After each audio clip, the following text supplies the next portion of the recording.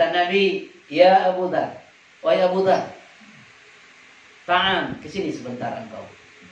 Saya mau menyampaikan kepadamu beberapa nasihat. Apa yang disampaikan oleh Nabi kepada Abu Dzar? Dalam hadis ini ada 4 nasihat Nabi. Mungkin nanti kita jumpa lagi di hadis lain. Ada nasihat yang lain juga dari Nabi kepada Abu Dzar. Tapi kali ini ada 4 nasihat Nabi kepada Abu Dzar Al-Ghifari.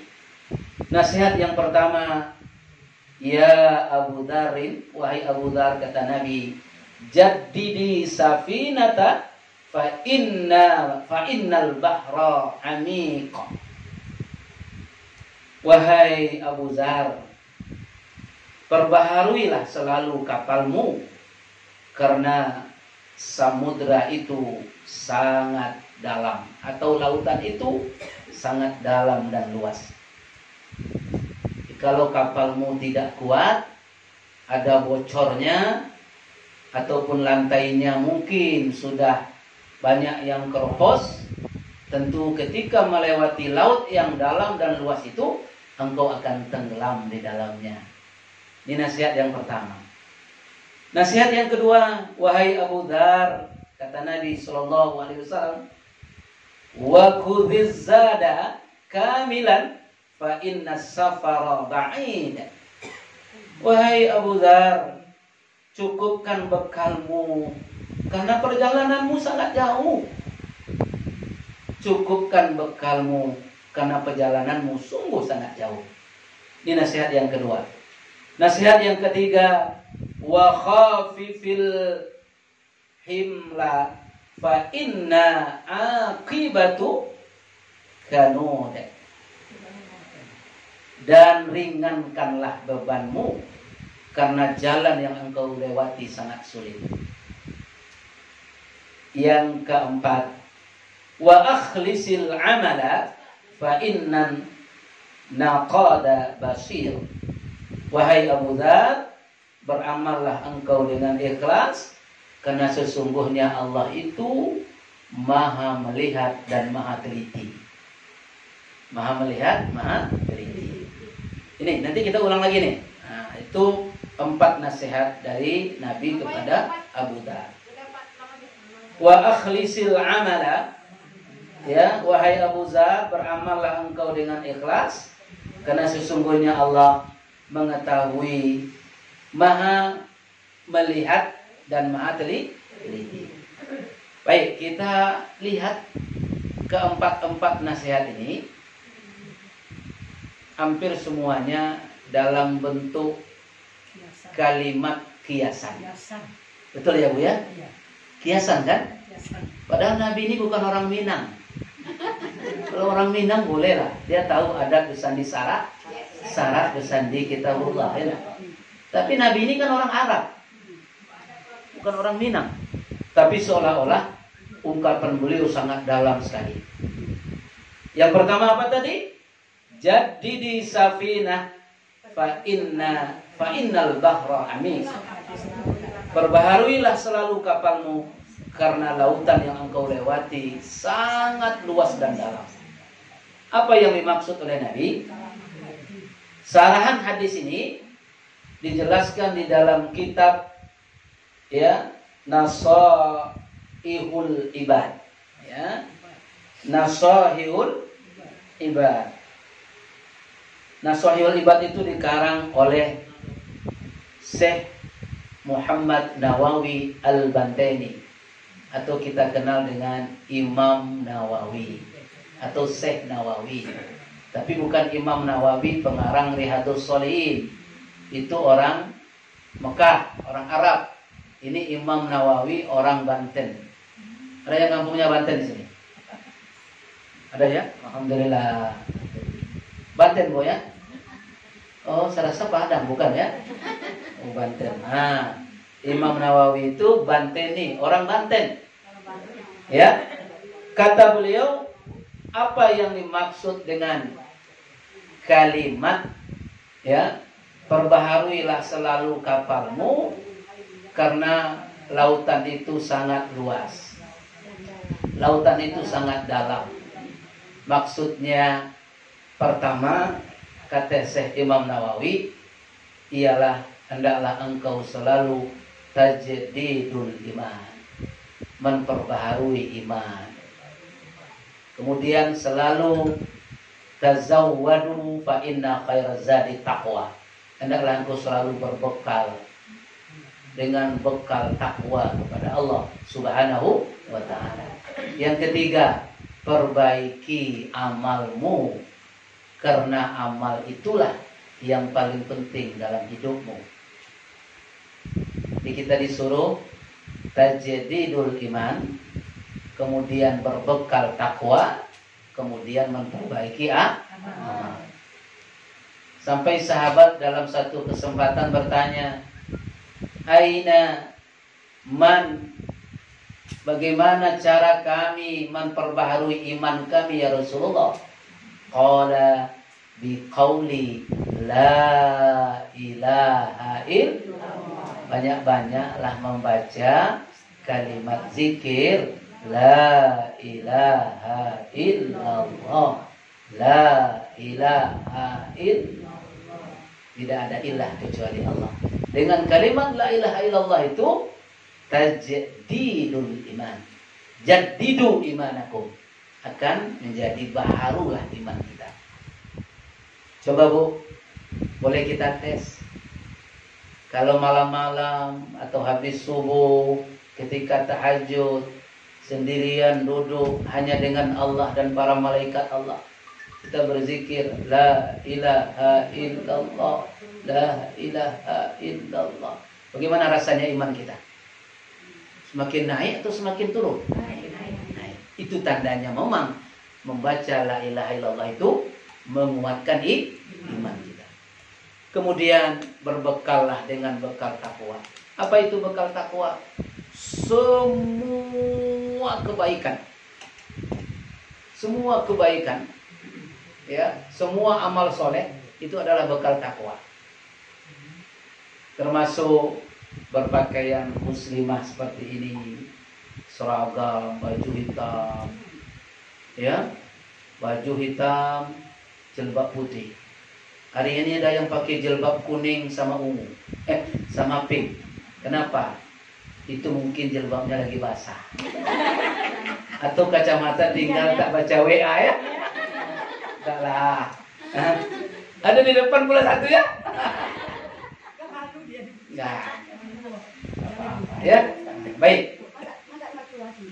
Kemudian ya, perbaiki amalmu, terutama niat tentang kita beramal, niat tentang kita beribadah.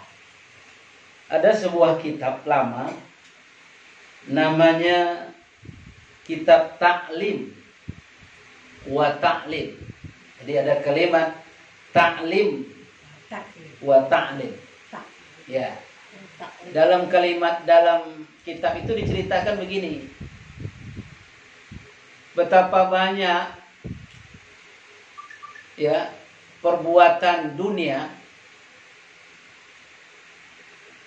tapi dia menjadi perbuatan akhirat karena niatnya yang baik.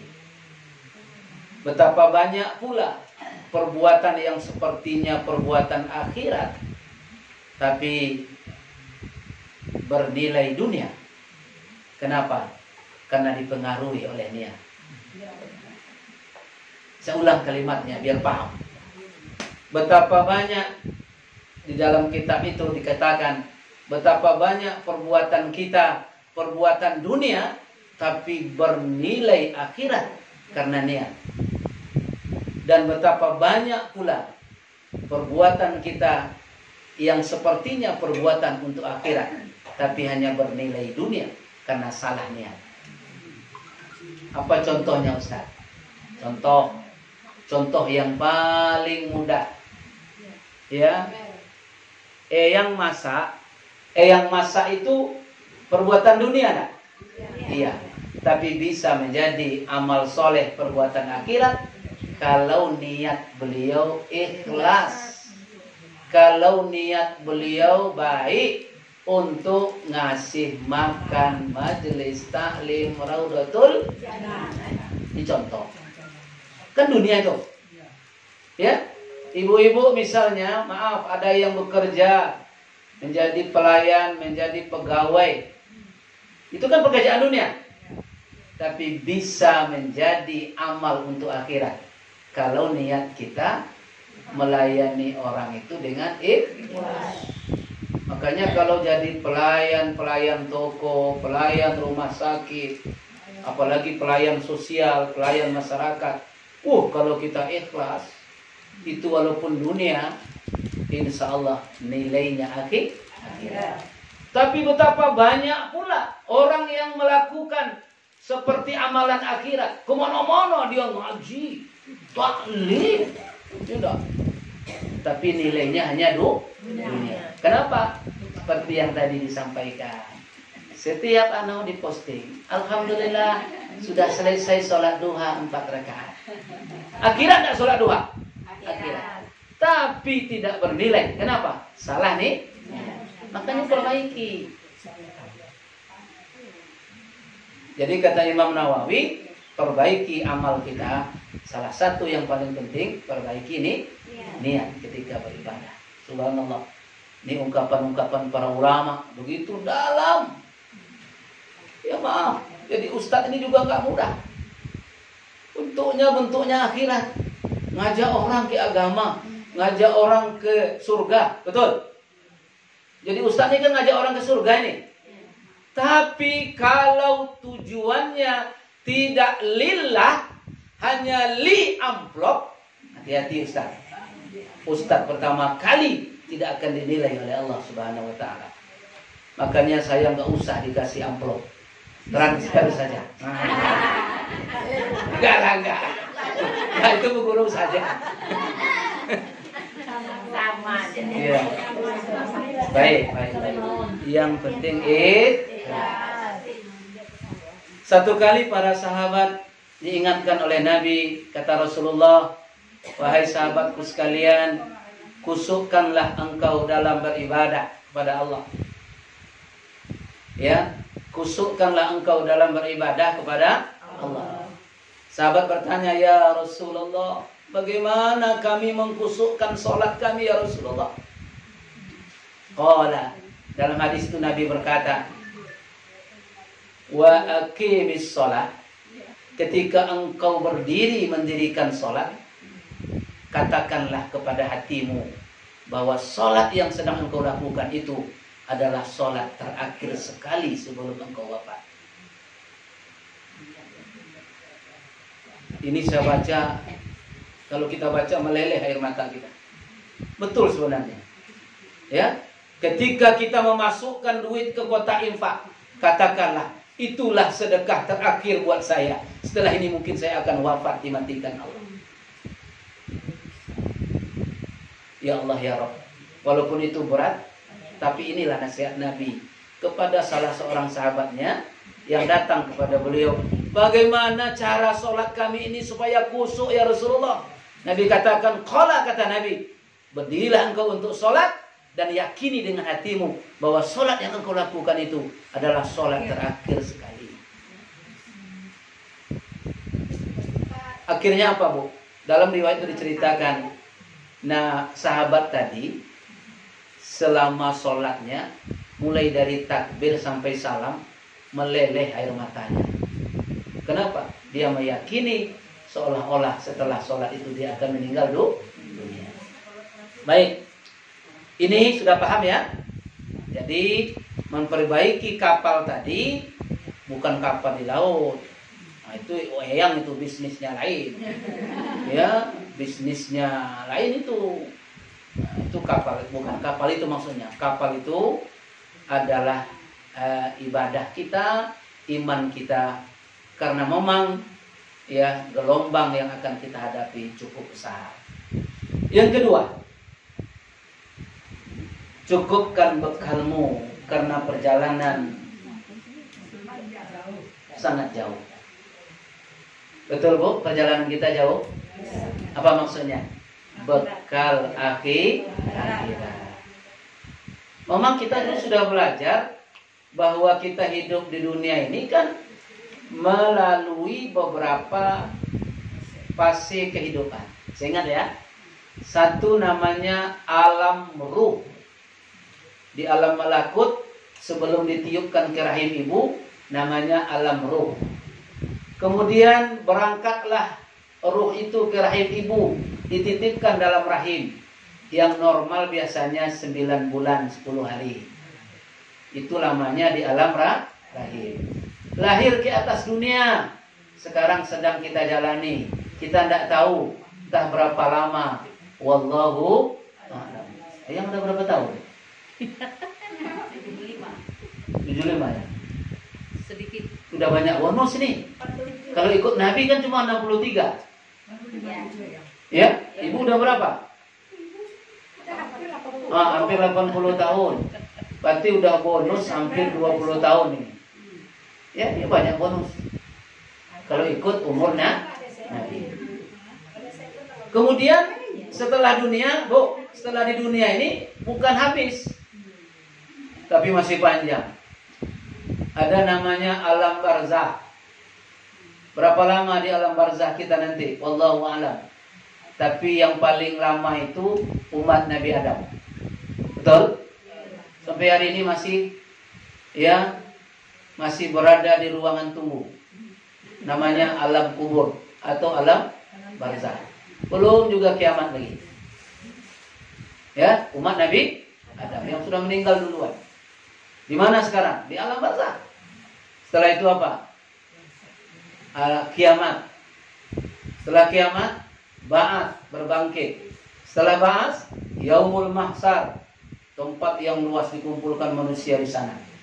Dan itu bukan sebentar, ribuan tahun, sampai manusia kena tak tahan lagi di sana. Apa katanya kepada Allah? Ya Allah, walaupun aku ini akan masuk neraka, ya Allah, nggak apa-apa, adililah aku sekarang ini, nggak apa-apa, aku nggak tahan lagi di padang mahsyar ini.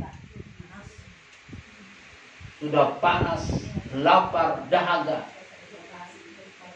Makanya yang menolong itu amalan kita, amal ibadah kita. Kalau kita beramal ibadah, insya Allah nggak temu seperti itu. Kemudian pindah lagi. Alam apa lagi setelah itu? Namanya hisab. Digiring lagi ke tempat hisab. Di sana didirikan mizan. Di sana didirikan timbangan untuk menghisab dosa dan pahala kita. Setelah itu apa lagi? Sirat. Apa itu? Titian. Barulah sampai kepada terminal akhir. Kalau beruntung surga kita, kalau merugi tentu neraka. Panjang berarti kehidupan. Makanya kata Nabi, cukupkan bekalmu sebelum engkau berangkat. Jangankan Bu Dewi kemarin umroh, itu pasti bawa bekal. Minimal pakaian. Betul? Bekal mandi, bekal pakaian, bawa. Itu baru pergi umroh. Apalagi mau pergi ke akhirat. Tak ada bekal, menangis lah. Apa yang dimaksud bekal itu? Berbanyak amal soleh. Itu yang kedua. Paham sampai di sini? Paham atau tak menyambung? Paham. Yang ketiga, wa khafifil hamla fa innal aqibatul qu'ud. Apa yang dimaksud oleh Nabi? Dan ringankanlah bebanmu karena jalanmu sangat sulit. Apa maksudnya ringankan beban? Kalau kita mau melakukan perjalanan, apalagi perjalanan itu sulit, sudahlah mendaki, banyak onak dan duri, kiri kanannya jurang, jangan banyak-banyak bawa beban. Ya, kalau banyak bebannya sekarang selesaikan dulu di dunia. Ya, dengan banyak bertobat, banyak minta ampun kepada Allah. Apa beban kita? Salah satu di antaranya beban dosa. Jadi hati-hati, ringankan beban. Makanya tugas kita di dunia ini banyak-banyak minta ampun. Apalagi beban yang lain. Beban yang lain, kalau kita punya harta, punya segala-galanya, jangan nanti menyulitkan kita untuk mempertanggungjawabkannya di hadapan Allah. Sebelum dipertanggungjawabkan, sedekahkan, infakkan, berikan kepada fakir miskin untuk membangun agama Allah dan sebagainya. Apalagi beban, jangan banyak-banyak amanah. Ini ketua semua kita, ya. Ketua ini kita juga, ketua itu kita juga, ketua ini kita juga, ya. Mau jadi ini kita juga, mau jadi ini kita juga. Makanya orang kaya itu 1000 tahun terlambatnya masuk surga dibandingkan dengan orang miskin. Kenapa? Bukan kita minta miskin. Kenapa? Karena orang kaya itu atau orang yang menjadi pejabat itu 1000 tahun tertunda masuk neraka, masuk surga atau diadili oleh Allah. Kenapa? Karena banyak yang harus dipertanggungjawabkan. Jadi makanya ringankan beban kita, terutama beban pribadi tadi, dosa-dosa kita. Setiap saat minta ampun kepada Allah. Makanya Nabi sampai bersumpah itu, bersumpah dengan nama Allah. Wallahi, demi Allah, kata Nabi, ini sesungguhnya aku ini astaghfirullah, istighfar selalu kepada Allah, wa atubu ilaih, dan bertobat kepadanya bisab'ina marrah fi yaum, lebih dari 70 kali setiap hari. Supaya apa? Supaya ketika pulang nanti ringan, tak ada beban. Tinggal melenggang aja. Nah, melenggang, jalan mendaki, jalan melereng, jalan becek, jalan onak duri pun apa-apa. Kita tinggal ringan. Itu maksudnya. Paham? Alhamdulillah. Kalau tak paham, nanti ya minum telur ayam kampung dah 3. Biar lebih paham ya. Yang keempat.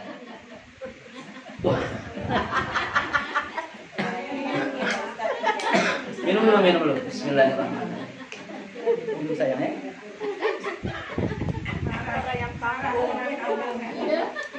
Ya sudah pakai mic, suara lantang, poin-poinnya jelas, nggak paham juga. Apa salahnya lagi? Telur ayam kampung makan 3 ya. Tak mendengar. Ya tambah encer. Dia tajam ya. Ya? Dia tajam kalau ayam kampung. Tapi paham lah, masa nggak paham pula? Ini kan hebat-hebat semua. Ngaji aja saya tengok tadi udah bagus semua ngajinya. Iya. Jadi ngajinya udah sama dengan Umi semua saya tengok tadi ya dah. Cuman ada suaranya yang masih belum keras pakai mic-nya itu aja. Karena takut-takut pakai mic. Baik, yang berikut yang keempat, apa nasihat dari Nabi Sallallahu Alaihi Wasallam? Kata Nabi kepada Abu Zar, ya Abu Zar, wa akhlis a'mala fa inna qada basirun. Wahai Abu Zar, ikhlaslah engkau ketika beramal, karena sesungguhnya Allah itu sangat teliti. Jadi saya baca sarana di sini dalam kitab I'anut Talibin tadi, ya, maaf, kitab Nasahihul Hibad itu, apa kata Imam Nawawi? Mungkin kita mengira, kita ini, ya sudahlah, nggak apa-apa, ikhlas tak ikhlas kan Allah bisa nilai. Allah itu sangat halus, sangat teliti. Ya, sebesar darah saja bersampur niat dalam hati kita itu sudah ketahuan. Itulah ketelitian Allah. Mungkin kata kita ini tidak apa-apalah sedikit ini. Makanya orang yang ikhlas itu, kata almarhum Zainuddin MZ, seperti orang yang berak pagi hari, buang hajat. Tahu ibu buang hajat? Lepas saja. Itu lepas saja. Tak disebut-sebut lagi. Padahal semalam memang makannya macam-macam. Ditengok lagi. Ada spaghetti apa namanya? Spaghetti. Ada lagi apa namanya itu yang besar itu? Pizza. Apalagi sate kambing, opor ayam, rendang padang, rendang jengkol, kalio jengkol, ya enggak? Nah, semua kan masuk tuh. Pagi ketika buang hajat apa ditengok juga? Mana yang satenya semalam? Mana tengok lagi? Ah, itulah ikhlas.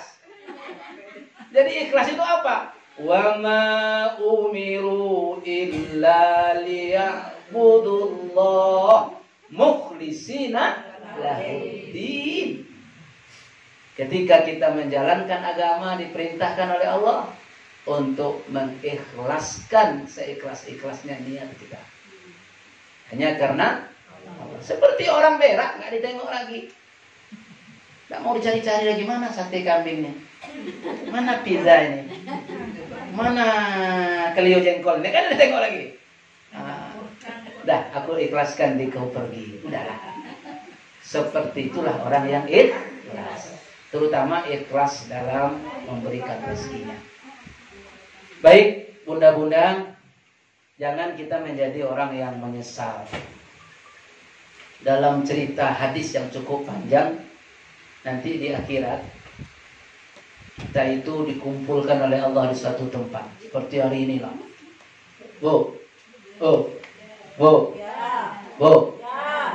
Seperti hari ini dikumpulkan oleh Allah. Kemudian Allah bagikan semuanya pahala. Ada ibu-ibu yang rajin taklim, dikasih pahalanya. Bu, ibu rajin taklim dulu ya, ini pahalanya bu. Tapi ibu ikhlas, ya ini pahalanya, kasih. Yang rajin sedekah, ini pahalanya. Yang rajin tahajud, ini pahalanya. Yang rajin baca Quran, ini pahalanya. Yang rajin apa lagi? Berbakti kepada orang tua, ini pahalanya. Semua dibagikan Allah. Semua dibagikan Allah. Semua dibagikan. Tapi ada sekelompok umat ketika itu, sekelompok hamba, dia di pojok ujung sana. Iya. Bawa pindah pula duduk tadi. Kena juga, Pak ya. Nah, ini contoh saja. Jangan marah pula. Ini contoh aja ini, contoh. Contoh aja, contoh. Enggak sebenarnya. Iya, silakan Bu. Enggak, saya contoh aja. Enggak sebenarnya. Contoh itu sama dengan misal. Misal itu sama dengan example. Enggak. Ya, enggak sebenarnya. Jadi yang di pojok itu enggak dikasih apa-apa oleh Allah. Jangankan dikasih, diopeni pun tidak. Jangankan diopeni, dilihat pun tidak. Sampai dia merintih, menangis kepada Allah. Ya Allah, apa salahku ya Allah, apa salah kami ya Allah. Orang semuanya udah Engkau bagi-bagi ya Allah pahalanya. Kenapa kami ini tidak Engkau bagi ya Allah? Apa kata Allah? Wahai hamba-hambaku yang menyesal, engkau dulu beramal bukan karena aku, tapi karena selain aku. Mintalah kepadanya hari ini pahala. Ya, makanya penyesalan orang-orang yang tidak ikhlas itu nanti kata Nabi akan terjadi di kampung akhirat. Jadi kesimpulan pelajaran kita hari ini, inilah tentang kehidupan kita. Ya, yang pertama nasihat Nabi kepada Abu Zar itu, ya, walaupun ini nasihatnya kepada Abu Zar, bunda-bunda, tapi kepada kita semuanya. Termasuk kita yang hadir hari ini di majelis taklim Raudatul Jannah. Karena Nabi itu adalah Rasul kita, panutan kita, tauladan kita. Apa yang dinasihatkan Nabi wajib kita ikuti. Betul? Betul. Wajib kita amalkan. Maka kita pun wajib mengamalkan ini. Ya, hati-hati. Perbaharui kapal. Karena laut sangat dalam dan luas. Artinya apa tadi? Ya, perbaharui iman, perbaharui takwa, dan perbaiki ibadah kita. Yang kedua, cukupkan bekal karena perjalanan jauh. Akhirat itu bukan perjalanan sebentar. Walal akhiratu khairul laka minal ula. Akhirat itu disebut dengan kampung yang kekal abad. Khalidina fiha abada. Dalam tafsir Ibnu Katsir, khalidina fiha abada itu tak bisa diukur dengan angka. Berapa lama kita di akhirat? Kekal selama-lamanya. Berapa lama-lamanya itu? Tak ada batasnya. Berapa angkanya? 1 triliun tahun masih ada angkanya. Tidak bisa ditulis dengan angka. Itu yang kehidupan akhirat yang panjang itu. Makanya jangan di dunia ini ya gara-gara mencari sering kita ungkapkan kata-kata Buya Hamka, mencari kampak penjahitnya hilang. Paham tuh? Mencari kampak penjahitnya hilang. Mencari dunia akhirat lepas. Oh ya, mencari penjahit kampak hilang ya. Cari yang kecil akhirnya yang besar. Mencari dunia akhirat lupa. Ya, berikut ya apa kata Nabi Shallallahu Alaihi Wasallam? Kata beliau, ringankan beban, kurangi dosa, jangan banyak-banyak bawa dosa ke akhirat. Karena perjalananmu sangat sulit. Ya, perjalanan licin, banyak onak dan duri. Terakhir, ikhlaskan dalam beramal. Innamal a'malu binniyat wa innamal likulli man nawa. Setiap amal itu dengan niat, dan setiap niat itulah apa yang akan dia dapatkan dengan niatnya. Mudah-mudahan nasihat ini masuk pula ke relung-relung hati kita yang paling dalam hari ini, dan bisa kita amalkan di dalam kehidupan kita sehari-hari. Demikian ya, mudah-mudahan bermanfaat dan menjadi ilmu yang berkah. Apa kemarin definisi ilmu yang berkah? Ilmu yang mampu kita amalkan. Walaupun berapi-rapi ceramah Ustadz, tapi tak diamalkan, tak ada juga artinya. Jadi ilmu yang berkah itu ilmu yang bisa kita amalkan. Terima kasih, banyak maaf. Assalamualaikum warahmatullahi wabarakatuh.